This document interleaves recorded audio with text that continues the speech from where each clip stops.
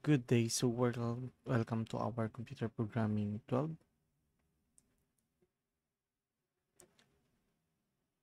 Good day. Welcome to our computer programming 12. Now, before we proceed with our topic, you know, I want you to uh, pray within yourself. Even your own prayer will do. Okay, as you start your day. Now, with our topic, let's proceed first with discussing what is a network. According here, a network is a system that carries a commodity between two or more entities. You might not know, but you might already be subscribed to one of these networks. And most of you, I think, you already know what is a network. Okay, so computer network, meron tayong internet network, no? Or communication network, telephone network. Okay, so these are just a common example of network. Okay, and a network is also be considered in the transportation also. Okay, yung network natin sa transportation, ang tawag yun ay transportation network. Kasi ang sabi nga dito, a network is a system that carries a commodity. So nagdadala siya ng commodity. Either item yan, information, or food, or kahit anong commodity between two or more entities. Okay, yung entities, kaya hindi siya in-specify as a location, no, or a place, kasi entities can be different, no? Okay, meron din tayong kasing tinatawag na communication network, wherein if I said something to you over the phone, no? So, hindi siya sa exact location lang na dadala, no? Different location yun. It might be on the go, no? Maandar yung kotse. So, nade-deliver pa rin sa'yo without a specific place. And that is an example of a network. Okay? Same with the electricity. Okay? Electricity, or we also have what we know, what we call electric grid network.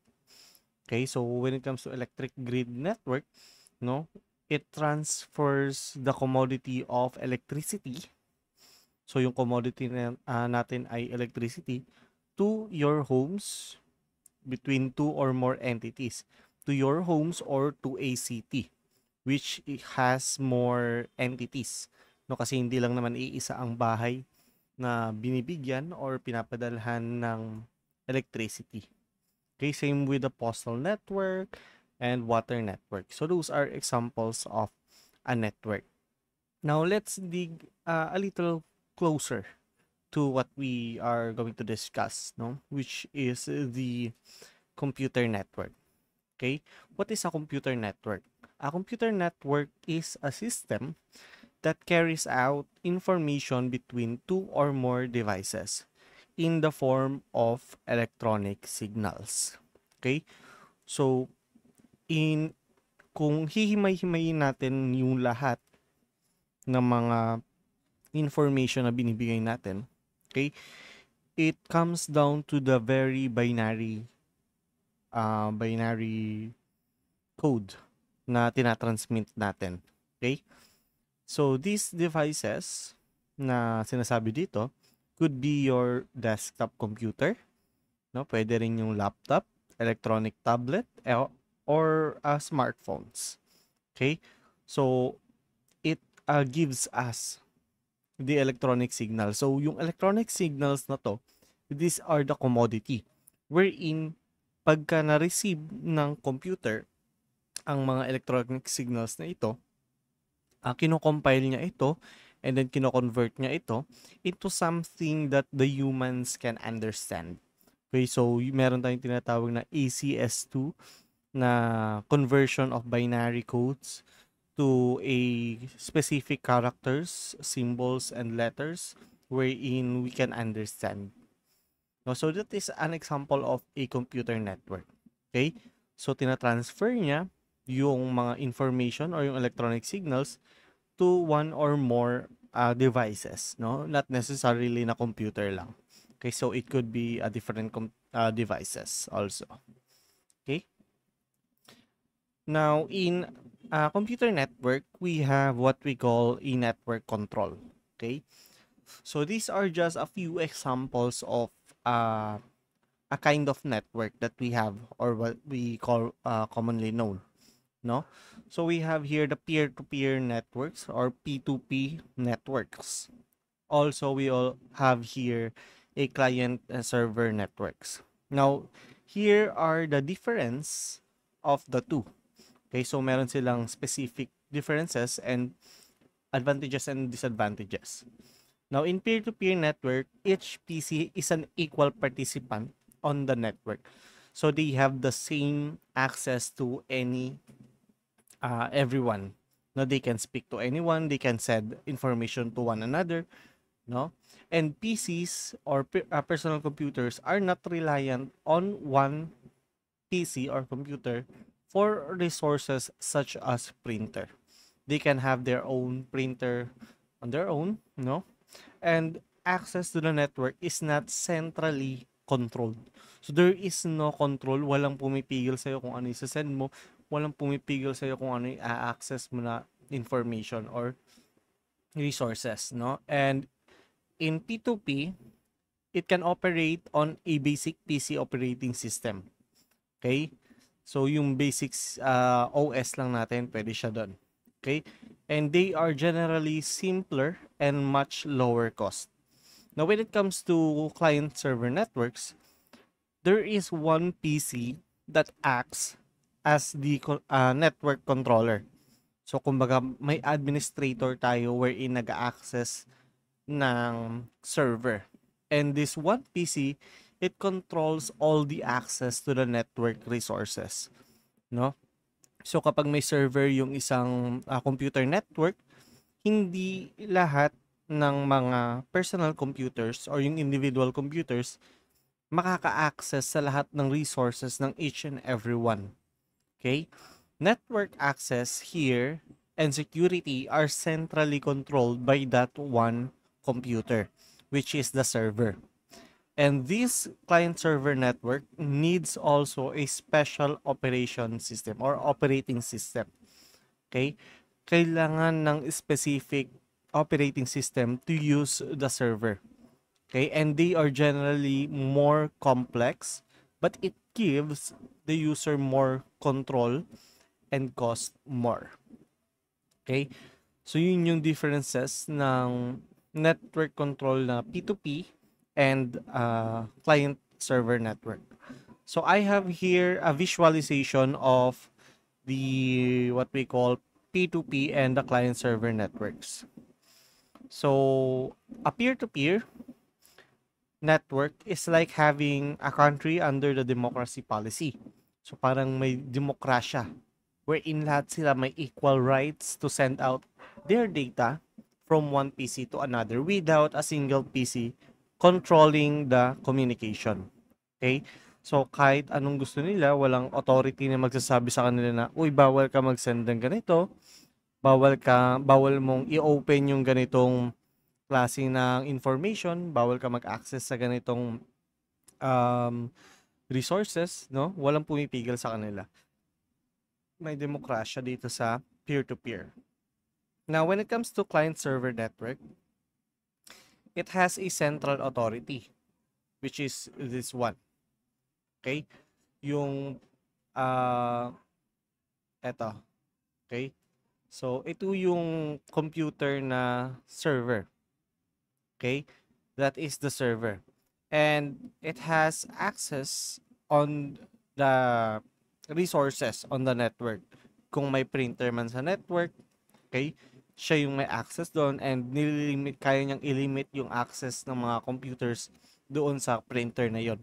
Okay? It can also controls the communication on the network.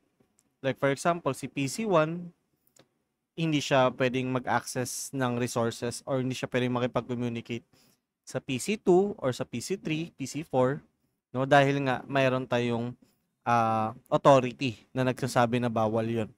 Okay? And the server generally has a bigger processor and has a lot more storage than the other PC because it can be used to as a centralized storage, no, wherein a lot of PC can access that information on the server. Okay? And ayan. Now, let's talk about the network, no? How is transportation related to a computer network? Okay? So, it can be related by imagining the data transfer and how the data network works, no? So they functions the same or they works the same as the transportation road. Okay? Like yung mga roads natin, yun yung mga path, yung mga LAN cable na nagko-connect sa each destination. Okay? And yung data na ating pinapadala or binibigay doon sa next na computer is the cars or the people that travels in that specific road. And the road itself is the medium used for the transfer of data. Now, I have here a few examples of comparisons how the things that happen in a computer network that is equivalent to what happens in a transportation network. Okay, so we have here the vehicles or what we call a payload when it comes to a computer network. We also have a street address that acts as the IP address. Intersection is the router. Now, as you can see here, okay, the router here acts as the bridge. This one. So everyone has the road or the medium to go in that intersection. And in this intersection, they have to choose which path they need to go or kung saang computer, saang street address siya pupunta. No? And with that, after niya makapunta dito, pwede siya pumunta sa street papuntang PC2, pwede siya pumunta sa street papuntang PC3. Okay? So that is an example of a router or yung intersection natin. So meron tayong street highway, yung mga link natin, yung mga broadband, no? Yung mga nasa poste na yan, yung mga wires natin doon. And for the traffic jam, okay, traffic jam is a network congestion. Ito yung mapapansin natin madalas na may mga times na matagal yung paglo-load, no? Or matagal yung pagbabuffer ng isang video, no? This can also caused by a network congestion. Hindi lang sa may EDSA ang may traffic. Meron din sa computer network. Meron din tayong flow control or yung tinatawag nating traffic lights, alternative route, and collision of packets. Okay, so included din yan. Meron din tayong tinatawag na HOV lane sa transportation network wherein when it comes to computer network, it is priority, flow priority. Okay? Now, for your activity 1, I want you to write in a one-up crosswise that explains the purpose of computer network and then explain its use on only one of the following. Isa lang. Okay? One of the following fields. Either sa computer, sa schools man yan, computer shop, sa mall, or sa household. Okay? So that would be all for today. I hope you have a good time and don't forget to pray every day.